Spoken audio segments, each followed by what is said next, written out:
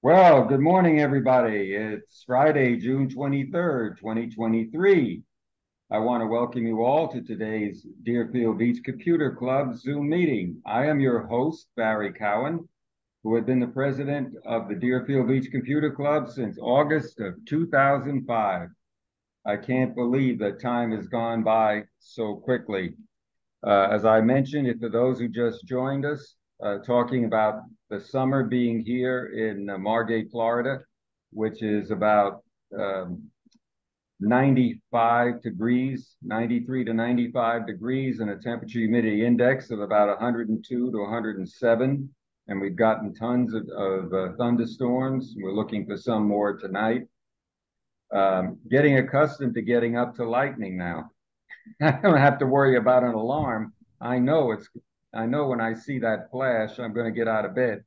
So summer's here, and so is the hurricane season. So please make preparations right now if you're in the area. Don't let this thing go because the water is extremely warm.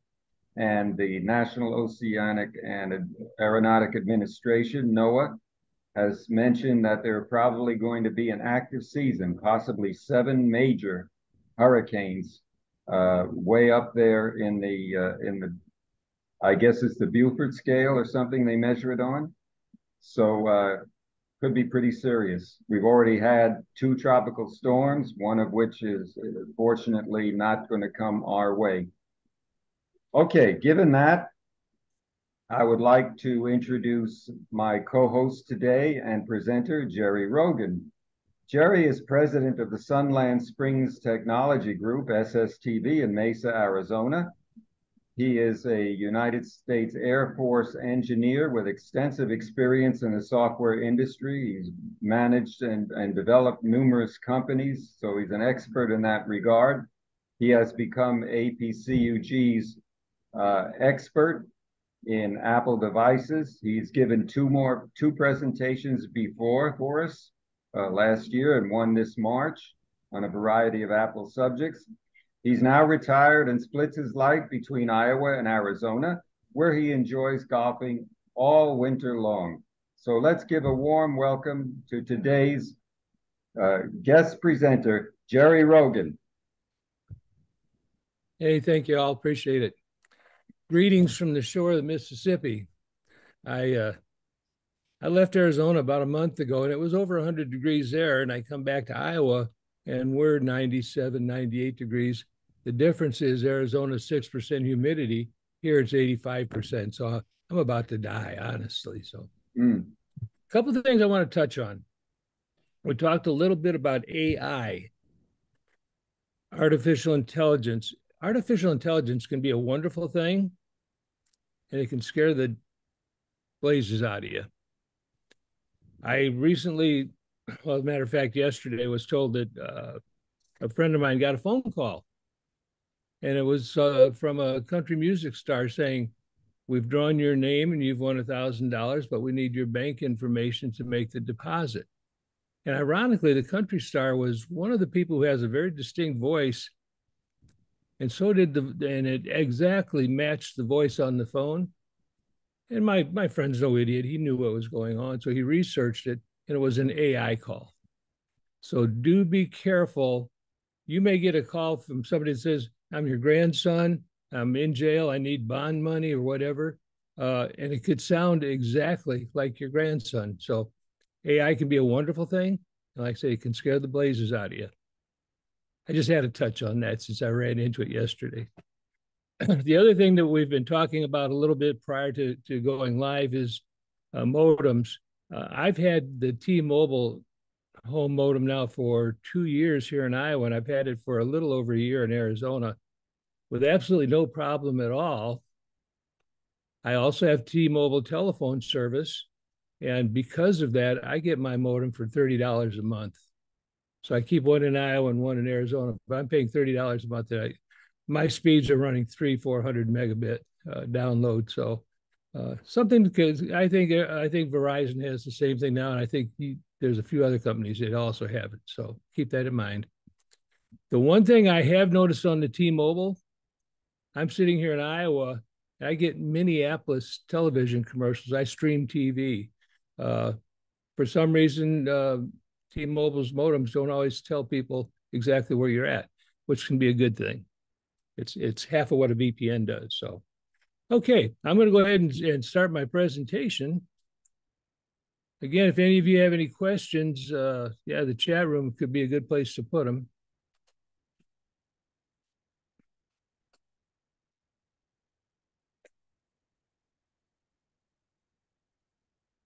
I need to move things around my screen a little bit.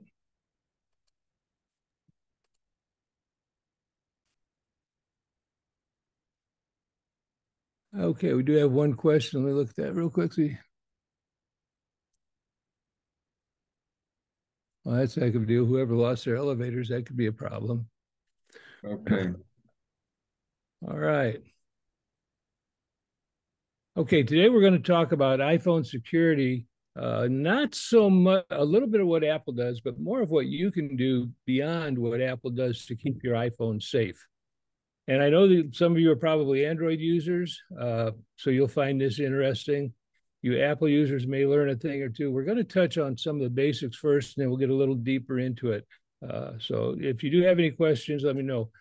I will mention that I will be sending Barry a PDF of this presentation later on this morning. He'll have it and he can distribute it to you because there are a lot of instructions on the presentation of how to do certain things.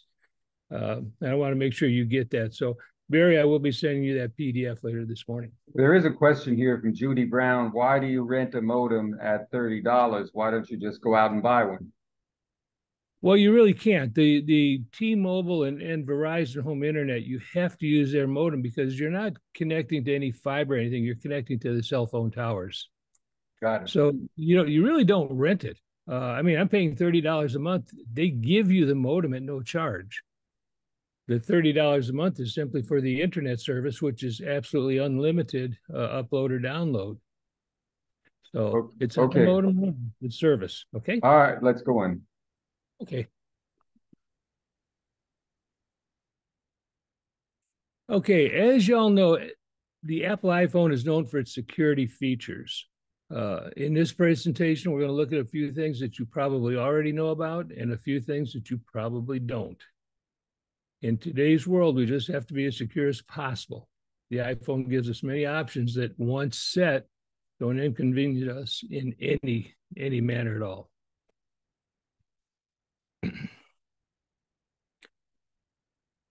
One of the first things you want to do, and we talked about this a little bit earlier as well, is enable automatic updates to your software.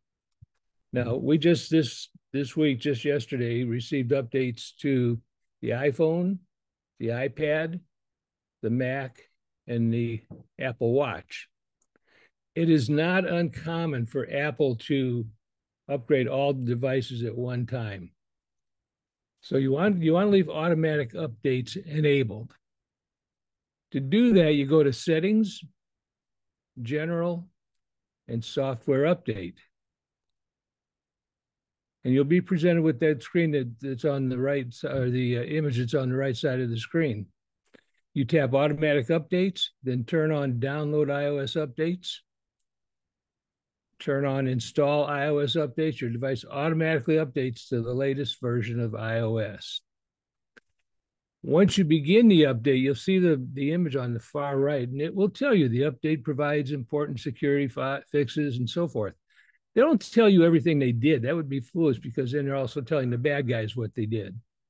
But you'll get that message and you can go ahead and download it and so forth. That happens to be an image from yesterday's update, 16.5.1. When I woke up this morning and I put my Apple Watch on, I noticed that it said it had also been updated and my iPad was also updated. So this is probably the most important thing you can do to protect yourself. Apple does a wonderful job of these. The word is there'll be one more update before iOS 17 comes out. I would be surprised if there's only one. If they find a hole through the dark net or whatever that can affect an Apple user, Apple will put an update out to stop it. Jerry, could I just say one thing? I Yes, believe in the latest update, you don't have to have a certain percentage of battery before you can perform the update. Isn't it down now to about 20% or 30% where it used to be much higher? it is. It is. They did remove that restriction. However, I do. Sometimes it depends on the size of the update. I've done one other update when I had a low battery and I started to run out and I had to plug in. So I suggest you plug in when you do these updates, but you don't have to. Okay. All right, now iPhone security. iPhone's designed to protect your data and privacy. The following security features are probably some steps that you may already be familiar with. One is setting a strong passcode to unlock your iPhone. That's the first most important step. The second step, you can use Face ID or Touch ID, depending on your iPhone. And they're probably also familiar with you. So we're going to take a quick look at setting up passcode, Face ID, and Touch ID. In this presentation, I kind of go from the easiest steps to, the more severe steps that might be required. To set or change a passcode, you go to Settings, tap on Face ID and Passcode, and tap on Turn On or Change Passcodes. You'll see the image to the right. Now, I'm talking about this is for Face ID. This would be the iPhones that do not have a home button. You've got options on the right: custom alphanumeric code, custom numeric code, or a 4-digit numeric code. Of course, the most secure are the custom alphanumeric and custom numeric codes. You can put in whatever code you want, but what will happen is every time your iPhone goes blank, when you tap it to turn it back on, you're going to have to enter this code. So you don't want to put in something that's super easy to guess, because if you lose your phone, they can guess it. So I would suggest I use the custom numeric code, and I use 6 digits of numbers. You can also, as I say, use 4 digits. Now, I know you guys with Androids, you're used to these little, I think you have these dotted things. You can just run your finger over a certain pattern and that unlocks your phone. This basically does the same thing.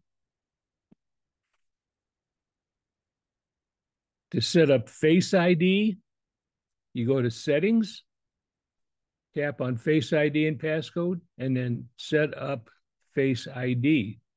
Super easy to do. Your iPhone will look something like you have on the right. It may be a white screen with black images, but you basically click on Get Started, and you rotate your head in a full circle. So put your face in the center of that circle, and you rotate your head in a full circle so they get all angles of your face. That will lock into your phone, and nobody else's face will be able to unlock that phone. So that's a fantastic feature. And I find it kind of odd because, a year ago, I didn't have any facial hair. Since that time, I've had a full beard. Now I've got a goatee. It still recognizes me. I think it really looks at between the forehead and the nose or mouth. If you've got an older iPhone with a home button on it, you can enable Touch ID. You can go to Settings, tap on Touch ID and Passcode, enter your new passcode that you just put in, and then tap on Add a Fingerprint and follow the instructions on the screen. And your screen will look like what I have on the right. You place your finger on your home button, and right away you'll get an instruction saying lift your finger, and then touch the home button again, lift your finger. And you'll do this several times, and it may say tilt your finger a little bit, so you can do that. I think it goes through about 8 generations of this. Then no matter how you place your finger on your home button, it will unlock your phone. Now, you can also do more than one finger. A lot of people will use their thumb, and that's great. I use my thumb, and then I made another pattern for my index finger. So no matter what, if I touch with my thumb or I touch with my index finger, it'll open up. I'm one of those guys. I use Face ID on my iPhone, but I still have an older iPad and I have to use Touch ID. Now, something else that's fairly new is passkeys. And passkeys were introduced with iOS 16, and they basically replace your login and password on selected websites by allowing you to sign in with Face ID or Touch ID. Extremely secure. A passkey is a cryptographic entity where one key is registered with the site you're visiting. So if you're visiting your bank is going to get a key, and then you're going to get another key installed on your phone, although you won't see it. So it's similar to a safe deposit box. When you go to that bank website, they have a key and you have a key. So your Touch ID or your Face ID will allow you right in. You don't have to transmit any other secure information. It's very similar to a safe deposit box. You go in, the bank has to have a key. You have to have a key to open that drawer. If you take your key to another bank, you're not going to get a drawer open. Well, passkeys work the same way. What I like about passkey is it's been accepted by Apple, of course. It's also been accepted by Microsoft, and it's been accepted by Google. So I think passkeys are going to be around for a very long time. I think with passkey, you just simply sign on to whatever site you're at by Face ID or Touch ID. Jerry, Yes. Marcia had a question. What happens with Face Touch ID if you die and your family needs to use it? And Larry Hirschhorn suggested he gives fingerprint access to a relative for emergencies or when he passes. That's a great. Nobody had ever suggested that before. That's a great idea. But the other thing is if your Face ID and your Touch ID don't allow you in, the next thing that it will ask for will be your passcode. And I've got instructions. I've got a little folder here that says when I die, and my kids can go in there and they'll see what my passcode is so they can get into all of my devices without Face ID or Touch ID.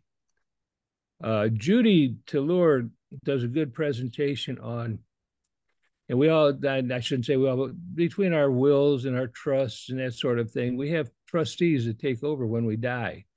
Has a nice presentation on a digital executor. And Barry, sometime you might talk to Judy and see if she can do that one for you. I think she's done it. If she's done it, okay. I think she did. Estate management and things like that. I think she did that class. I have to look. Okay. Well, this is so that your kids can get in there, because if the kids need all your passwords, basically, if you pass away and you've got a Facebook account, you'll continue to have that Facebook account for eternity. One of your kids or somebody has to know your password to get in there to cancel your account. And that could be for Instagram or any of them. So a digital executor will have all these passcodes. And in my case, I happen to use a password manager, and my kids can both get into that and see every password I have. So they can get in and cancel my accounts. Hopefully they won't have to do that very soon, but I've got it set up so that they can. And by the way, passkeys, because of the newness, they've only been out about a year now. Not all websites use the passkey technology.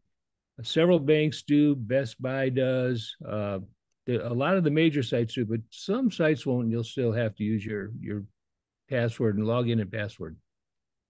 Now, passkeys do require the use of iCloud keychain, so that must be turned on, as well as two-factor authentication. To set up the iCloud keychain, you go to Settings, and the first thing on Settings is a thing with your name on it. You want to tap on your name, and then you want to tap on or click on iCloud and tap Passwords and Keychain and turn on the iCloud keychain.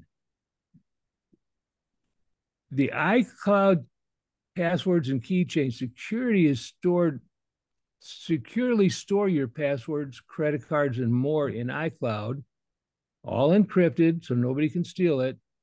Autofill your information when you're filling a form on Safari. It will allow you to put in your name and your address and all that sort of thing automatically.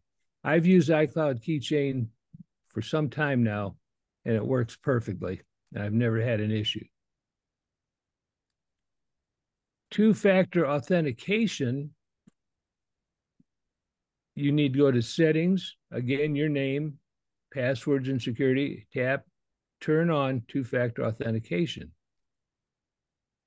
With two-factor authentication, you can go to log into a website and they're going to want to send you a code to your phone or something to prove that you are you. Again, I think it's a tremendous security device. Once you, if it's a site that uses the passkey, this will be the only time you'll have to respond that way.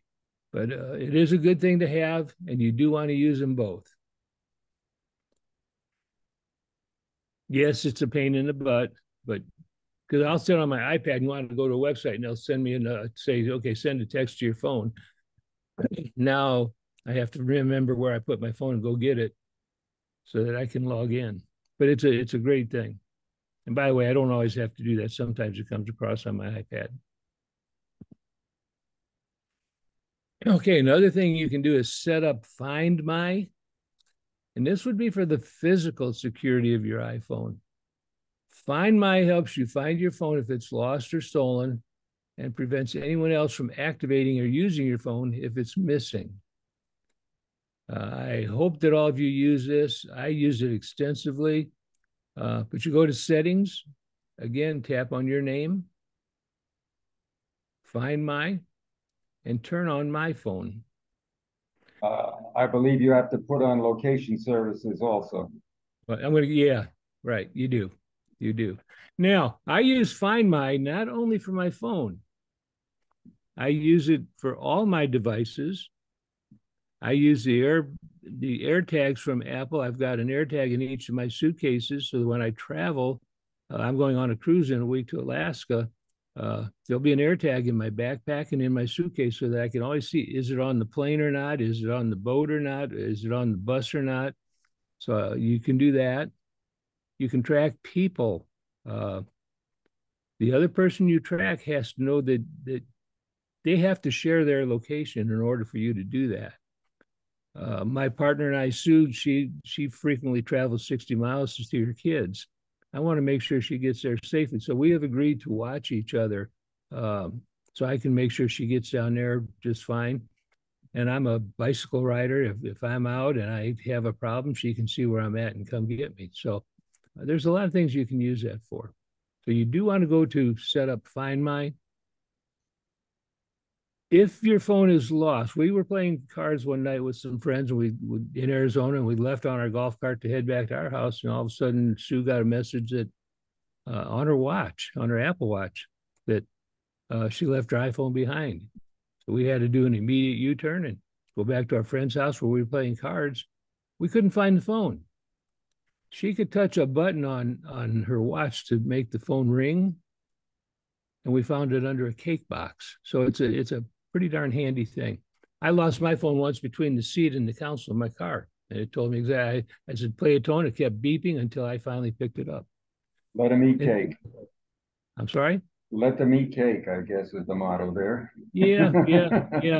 I've used it a lot of times. So, and I also have an e-bike. And if I turn my bike off somewhere away from home, and I just pedal the bike home, I'll get a message saying your e-bike is back here. So it's a neat thing to have. Safety check is something that's can be a pain in the behind, but you need to do it. You use Safety Check to periodically review and update information you share with people, apps, and devices. From Safety Check, you can stop sharing your location with others. In Find My, you can remove others' access to shared content like photos, notes, calendar. You can reset system privacy permissions for apps, restrict messages, FaceTime to the device in your hand, and more. To access safety check, you go to settings, privacy and security, and click on safety check. And then you can just follow the instructions on screen. This will tell you also if you have passwords that need to be changed and so forth. In an emergency, you can also use safety check to quickly reset access to your device and personal information. To do that, you go to settings, privacy and security, safety check, tap emergency reset, tap start emergency reset, then follow the instructions on screen. It all becomes very simple, but this has more to do with sharing information with other people. And sometimes you don't realize you're sharing with other apps, and those apps you may not want to share with. So do the safety check. It'll tell you exactly what to do.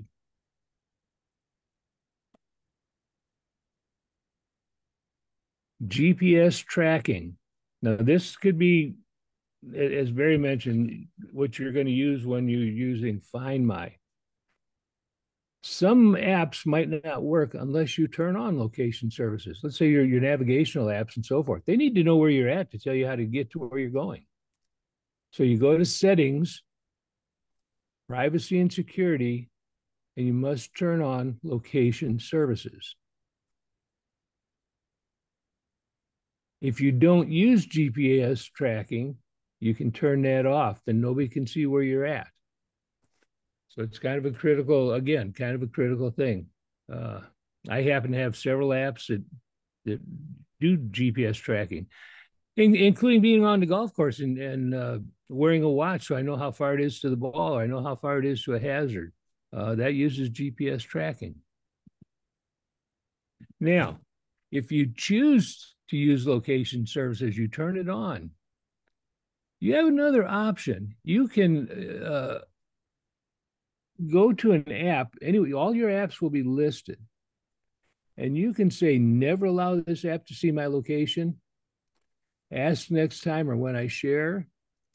The one I use a lot is only do location sharing with that app when I'm using the app. So if I'm not using Waze or Apple Maps, they're not tracking me at all. They only track me when I actually use that application. So as you can see on the far right, Allegiant Airlines, it's what I used to fly from Moline, Illinois to Phoenix. They can only track me while I'm using their app. All Trails when I'm hiking in Arizona. Amazon Alexa, only while I'm talking to it. So, and App Store, never. I don't want them to see my location. So yes, it's a little tedious to go through the entire list, but that's a way that you can protect yourself. And once you say, okay, like Allegiant Airlines here, I'm saying only use while only given my location while I'm using it. I feel very safe with that.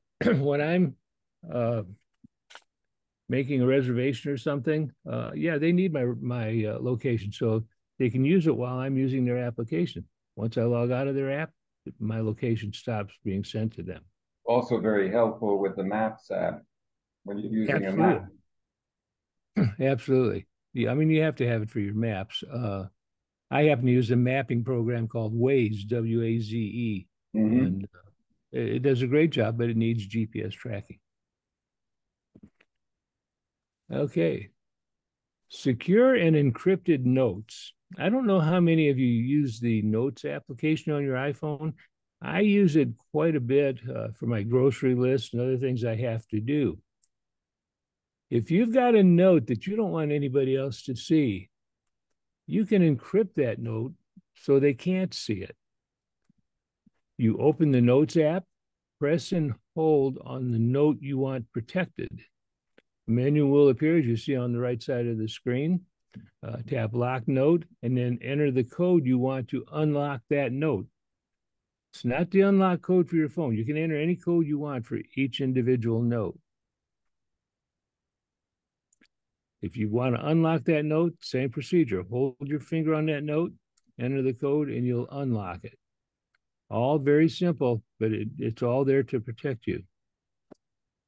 I know some people on Notes, they use Notes to store serial numbers of their computers or uh, bank account numbers and so forth. I don't happen to do that, but they do. And I've taught them how to lock their notes so that information is secure. By the way, I want to go back a little bit to Find My, if I may. Sure. If you lose your phone, or if you can't find it, or if it's stolen, you have some options there. You can make that phone play a siren, or you can make it play a tone to find it. If you find that, hey, my phone is somehow in North Carolina and I'm sitting in New Mexico, I can lock that phone and I can turn it into a brick so nobody can do anything with it. I did want to mention that. So using Find My, you have ways to disable that phone so nobody else can use it ever. It just becomes a brick. So I did want to mention that. And that's part of Could you also call Apple and have them turn it off? No, you just turn it off yourself. Yeah. No, you do it yourself. Yep. Okay. You do it yourself.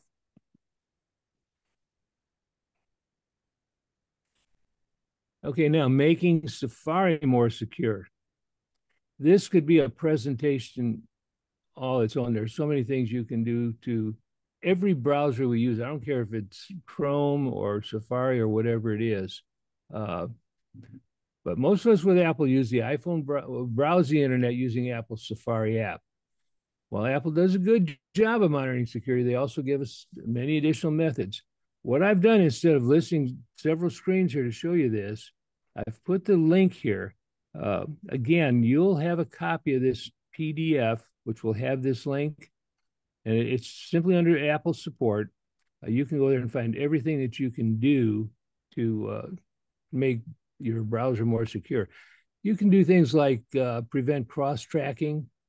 You can hide your IP address. You can block all cookies, fraudulent website warnings, etc. So you may want to, at some point, go to that link and protect your browser a little bit.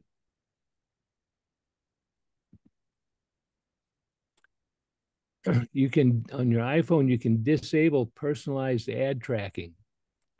Apple now has allowed us to turn off personalized ads on our iPhones. And it won't stop all ads, but it will certainly decrease them and make them very insignificant. You go to Settings, Privacy and Security, Apple Advertising, and just turn off personalized ads. I have to tell a funny story one time. Back when my wife was alive, she wanted a new certain kind of bra. I said, well, let me see if I can find it on the internet. And I found it and I ordered it. For the next 6 months, I was getting panty and bra commercials like crazy. This will prevent things. This will prevent things like that. Mail privacy protection. Apple now allows you to use mail privacy protection, making it harder for senders to learn about your email activity. This might shock some of you. Mail privacy protection hides your IP address so senders can't link to your other online activity or determine your exact location. It also prevents senders from seeing if you've opened an email that they sent you. To set it up, you go to Settings, go to the Mail app, Privacy Protection, and turn on Protect Mail Activity. I think this is a really important thing that you should be doing.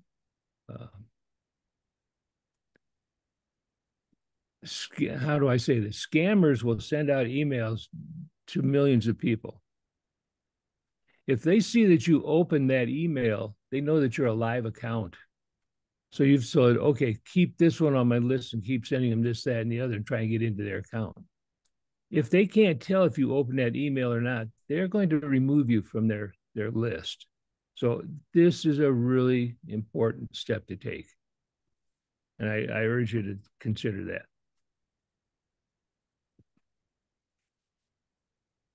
Check passwords. It's so important to use passwords correctly. Don't use the same password on multiple websites. You've heard that 100 times. Avoid using passwords such as password 12345 6 or 654321, or your birthday or your name. I continue to get calls from people say, I think I've been hacked. What do I do? And I'll talk to them and I'll find out that they've used password or they've used 12345.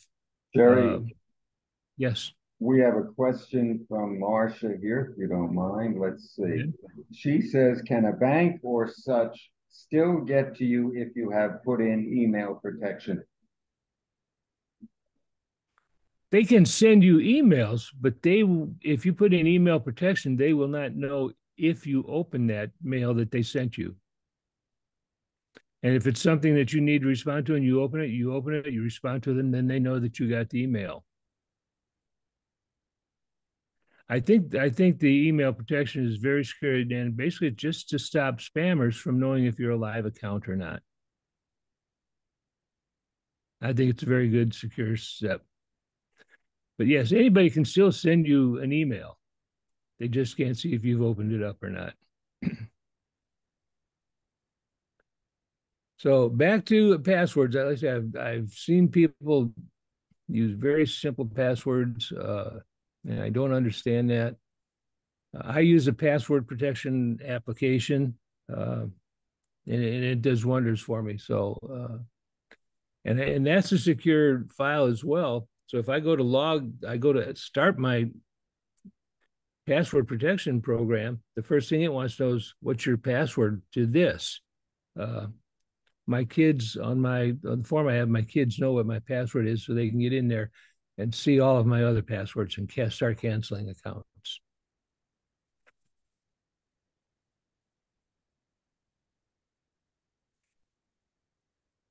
Install a VPN.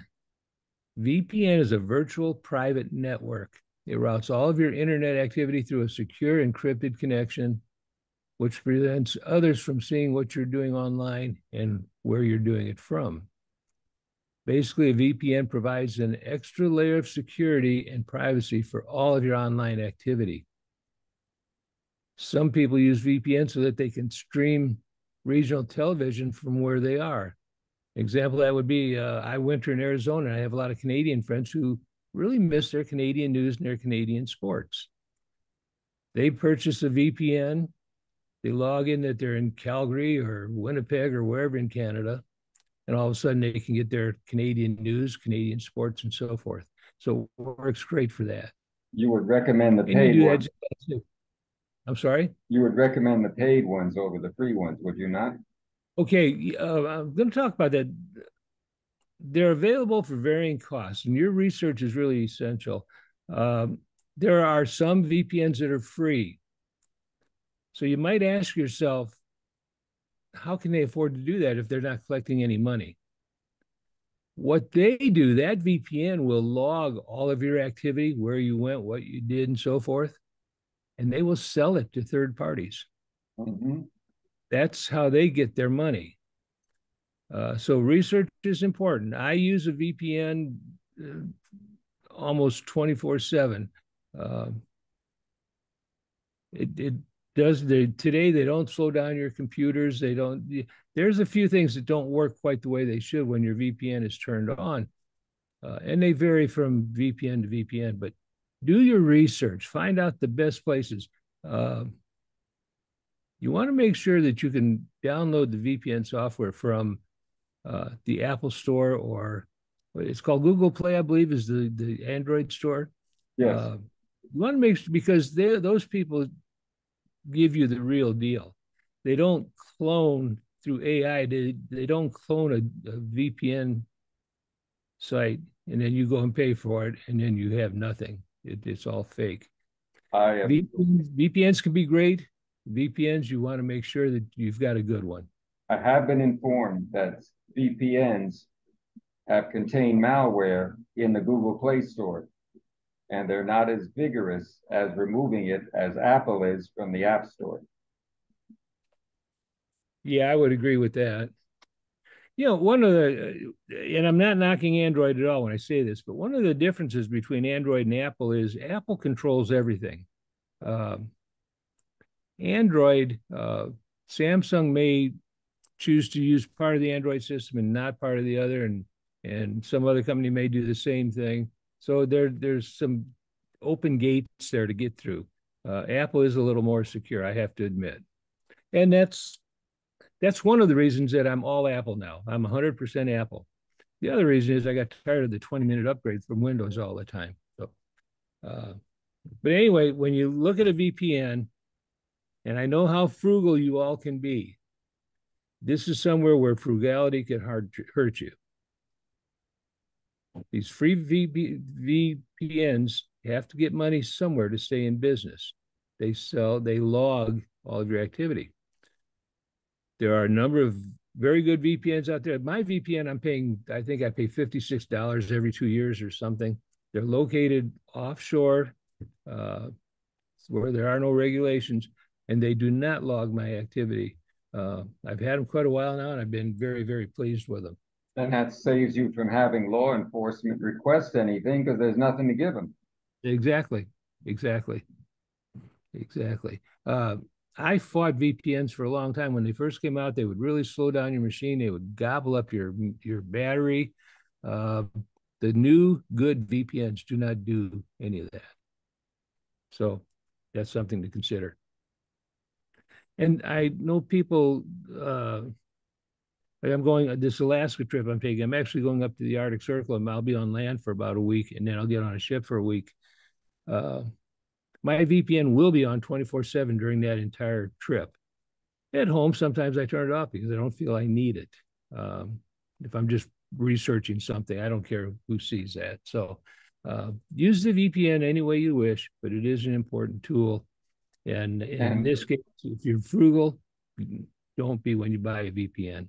And if you find a hotspot or a wireless location in a hotel or something like that, any place where you would be airport where you would be completely vulnerable, even if you walk into a Starbucks or something, somebody can see what's going on right at the next table. But if you've got a VPN used and you turn it on, then they don't know where you are. Anybody tries to find you, you're getting the address of the VPN company, not yours. It's masked successfully. Is that accurate? It is. You should use your VPN anytime you are on public internet. That could be at airports, bus stations, department stores, or your doctor's office. It doesn't matter. They are public networks, and they're dangerous. You should absolutely turn on a VPN when you're doing that. No question about that. Let's see if we got something else here. Okay. Yeah, we did mention make sure the VPN does no logging. And if it doesn't have a log, then as I say, you're safe pretty much from law enforcement. The only problem is you might have some problems with banking transactions if the VPN thinks you're not in the country, but in the country that you're visiting. That may be an issue. Is that accurate? I've never had that problem. But when I go on, for example, when I go on this trip to Alaska, I will call my bank and tell them I'm going to be here for the next 2 to 3 weeks. So I've never had an issue. Okay.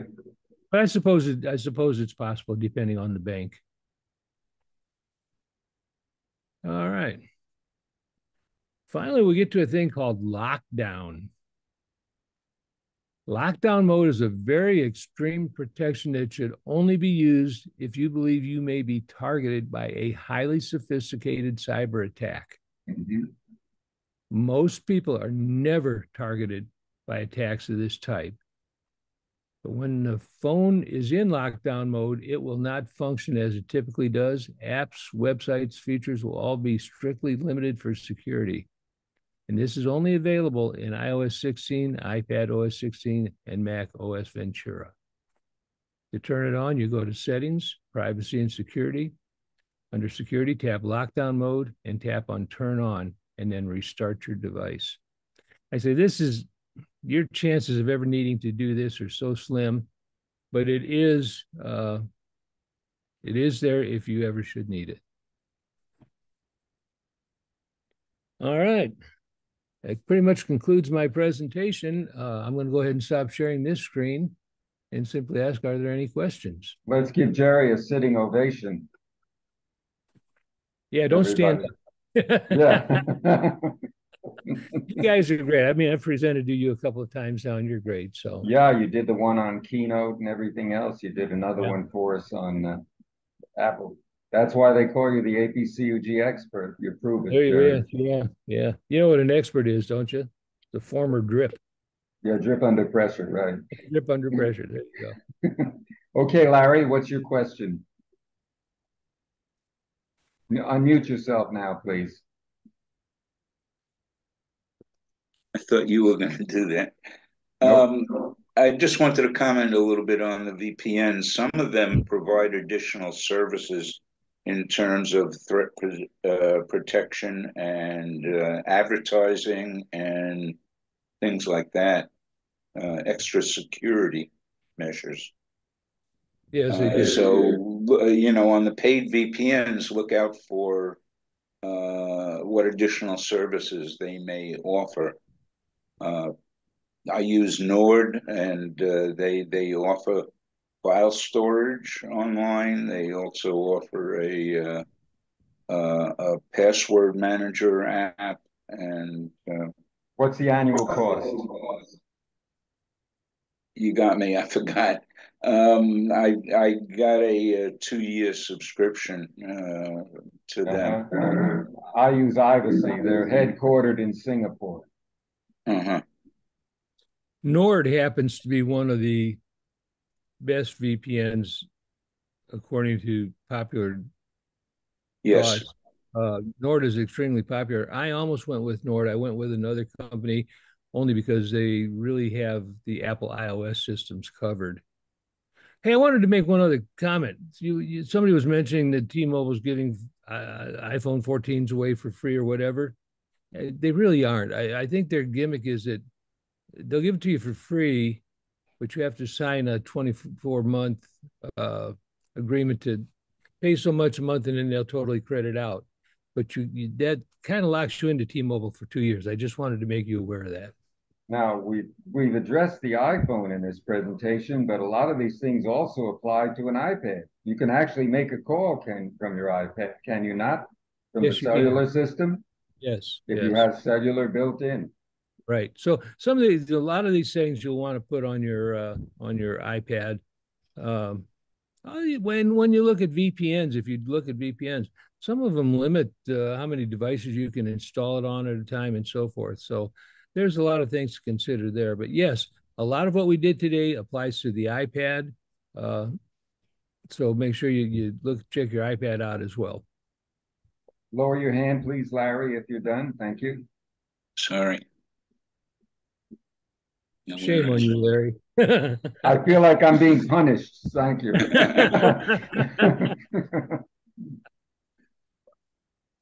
Okay, anybody else have a question? Well, yes, Ada, please unmute yourself and ask your question.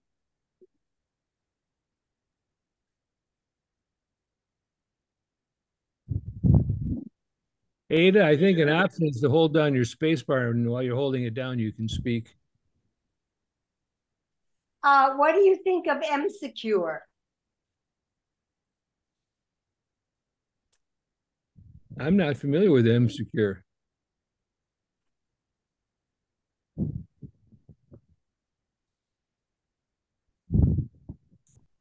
Barry, have you ever heard of that? Not really.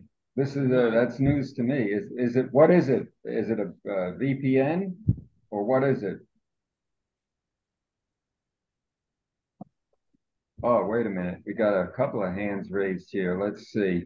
Steve, what do you want to say? Yes, I want to say, what phone are you working with to develop these settings and directions to go to? Because I can't find a lot of the words that you have there to go after settings. So I'm not sure if it's my phone or the updates need to be done or new Yes. features on newer phones are put into place. Well, Steve, it can depend on what model iPhone you have. Uh, when Apple comes out with a new system and all these new things to look at, um, they're looking at their latest model only. So if you go back 1, 2, 3, 4, sometimes 7 or 8 versions of the iPhone, those features will not be available. Yeah. And it might be a good time to upgrade to a newer phone. Okay, great. Any other? Okay, well, Jerry, thank you so much for attending. I appreciate it very much. I wish you continued good health and enjoy your vacations with your family. Will do. Thank And you, Barry. APCUG would also like me to thank you for rescuing them from obscurity by volunteering. We need more people like you to come in and give presentations under some difficult conditions, you know, that all the groups are experiencing over the country, getting Exactly. guest speakers. So Exactly. again, thank you very much and have a All nice right. day. Thank you, guys. Good seeing you all again. Okay. Well, we're back to us. Let's talk about a few things. I had a special announcement to make, and I think you're all aware of what goes on with me. When I did classroom presentations, since August of 2005, you can tell I got 146, maybe that's understatement, of videos up there from all the beginnings on YouTube. That attendance recently has been low, or lower than I would like to see. Although a lot of you are quality people, I would like to see more. Now, the reasons for that are also prevalent across the country, where people seem to be not as interested in a lot of things. I'm not talking about topics, but keeping a computer club together these days is very difficult because people are turning to different things. ARP just had a presentation I missed yesterday afternoon about the digital divide that's facing the United States and the world. The difference between seniors and Generation Zs and Xs or whatever. It's people are finding just the thing that we discussed today, reasons not to use computers anymore, being afraid of technology rather than embracing it. And with AI coming in, it's become even more difficult. I get calls all the time from people who are scammers. And when they call, I just keep them on the line for a second. I know who they are because you can hear background noises and whatever, but I know that they're scamming me. So I simply say, oh, would you hold on a minute? I'll be right back to you. And I just leave the phone there. And by the time they just give up and go on to the next person. That's a good strategy. Don't say yes to anything online if you can help it. Say correct or right. They're looking for that yes word because that tells them that you've agreed to something that they have discussed. And they can go back and say, oh, yeah, you said yes, that you will accept these terms and conditions. And that puts you in a terrible position when you have to fight these things. So let me say that doing this job is very difficult. It even was when I did classroom work. I did extensive research, spent a lot of time during the week, and this is still my baby. But at times it becomes very frustrating and difficult to maintain this energy and whatever. So, given that, I asked my board of directors, what should we do over the summer since turnouts are low and are likely to go lower because of many activities such as vacations and cruises and things people are scheduling throughout the summer months, particularly July, August, and September. Even in Century Village, there's no newsletter. There's no reporter until October. They're on hiatus also. Given that, I asked them, since this is a lot of work for me to prepare and host 2 presentations a month, and people will be away, I asked them for a request to adjust the schedule to 1 presentation per month in July, August, and September. and that was approved.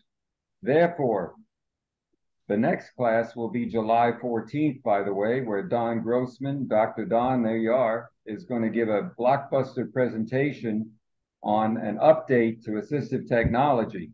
And believe me, it's going to be quite interesting because it's going to feature AI, artificial intelligence, and other things that are constantly coming out.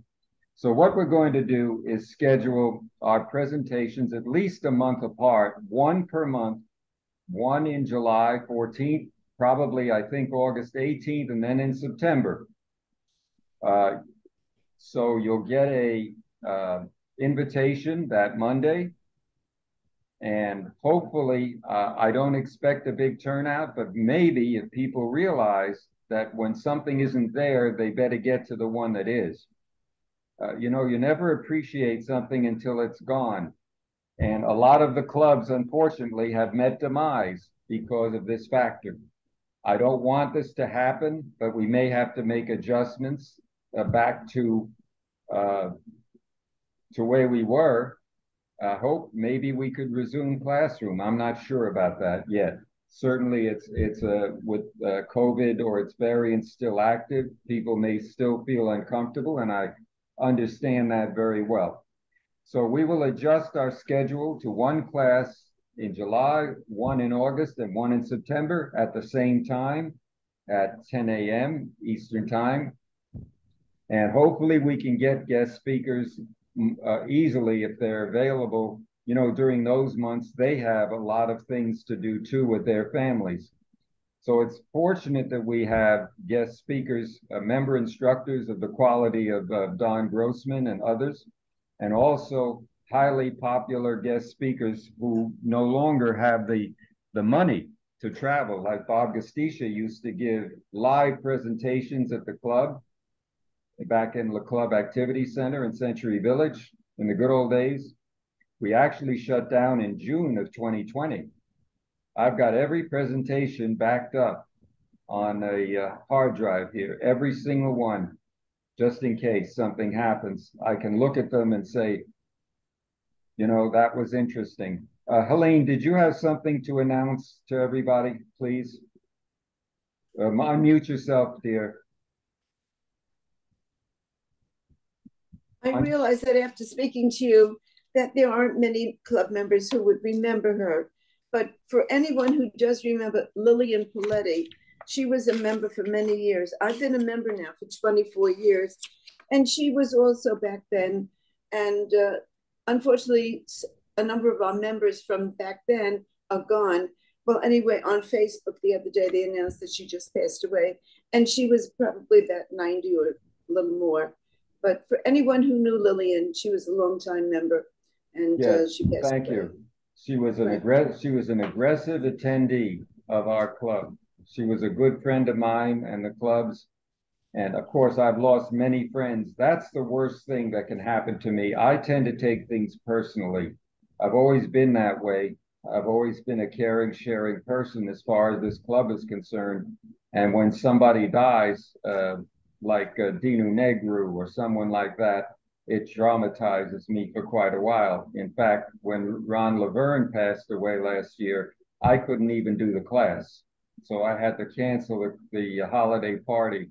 I just was too upset to be able to continue.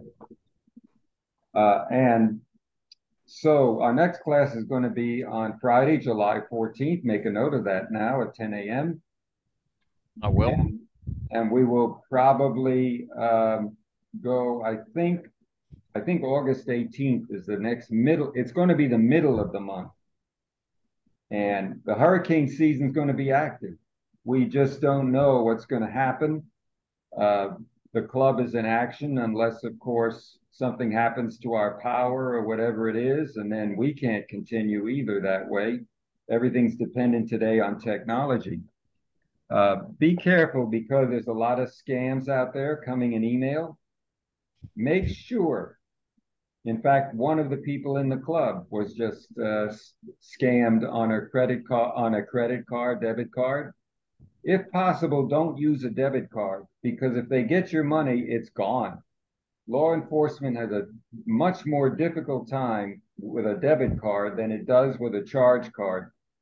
I personally love American Express. They have a tremendous record of taking care of these kinds of issues. Yes, Helene, you have your hand Yes. up? You may be talking about me, I don't know, but last weekend my Visa card was compromised. I had 7 postings on there, had nothing to do with me. So I've been busy with the fraud department, the fraud division at Wells Fargo, and we finally worked it all out, and I'm getting everything back. But they asked me if the card is ever out of my hands. It's a debit card, and I usually use it when I shop as a credit, but it is a debit card. And I said, the only time it's out of my hands is when I'm at a restaurant. And I've been going to restaurants. Otherwise, all my shopping, I'm right there with it, inserting the card myself. And they told me that this is where it's happening. When you go out to a restaurant, you're giving your card. You're not watching them. You're not following them. They come back. You pay your bill. But that's where it's happening when you give up your card. They used to take your card, some unscrupulous ones, and take a piece of paper, put it over the card, and run a pencil over it to get an imprint of your card. So they've got everything there, even though it went through the machine, you still got they have an imprint that they made with just a pencil running over the card to make a piece of it. I didn't know how they did it, but that makes sense. Okay. It's even easier than that with a magnetic strip on the back. If you've got something that can remember it, all they do is they swipe it through, and all the data on the magnetic strip is in their little ROM. Okay, Larry, what do you got to say? Well, my card has flat writing on it, so they can't do that. What I wanted to say was I often use PayPal because they have a pretty good security or guarantee policy. I've had a couple of things that have turned out to be scams, and PayPal was very prompt in taking care of it and getting my money refunded. And also be careful with Facebook ads. Yes. A lot of them are scams. Right. Anything on social media should be suspected. Right now, AI is permeating all forms of social media. You have to be careful about what you read, what you see, and what you hear. It must be verified and authenticated to be acceptable. And the way you do that is simply call the source. If it's a bank, call the bank. Don't click on anything that looks unfamiliar from any unknown source. As Jerry Rogan showed you, you can block the caller as well. And you can use the safety settings for privacy. I can't tell you enough. You could hide your email. There are a number of ways to do it, but there are a lot of scams proliferating right now, especially because seniors are extremely vulnerable. You might as well walk along with a target on your back that says senior. I am a senior. Especially in Florida, it's very dangerous here. I'm sure it's across the world. Okay, it's been a pleasure to host you here today. Barry, yes. Which AI system do you use? I just have a chat GPT, which I use, and I used it actually to develop the newsletter for the reporter, and it was great. I have Bard, and I also have Microsoft Bing. Okay. The problem with ChatGPT is it's only updated, I think, up to September of 2021. So if you're asking it a question beyond that, it won't be able to answer it because the history isn't stored at this point. But they're trying to update it to make it better and more responsive to a variety of questions that it might receive. Bard is very good, and so is Microsoft Bing. Goes with Edge. Edge has become very good. Your browsers are getting much more secure. Edge, Chrome. We didn't discuss Chromebooks today, but Chromebooks and Google are tremendously secure because what happens if you get a virus or some malware going into Google, it automatically traps it in the cloud. And once you relaunch it or update it, it puts in a fresh copy of the operating system. So it removes the malware automatically. You may not be so lucky with other things, but just be safe and secure. And Judy says, thank you for the information and have a nice weekend, everyone, and stay safe. You too, Judy. Thank you so much for that. And everyone, it's been a pleasure being your host today. I wish you a happy and healthy summer. July 4th is coming. Remember, there are scammers out there for July 4th sending fake messages about activities now. Oh, we've got a great activity going on in such and such city. All you need to do to sign up here. Don't do it.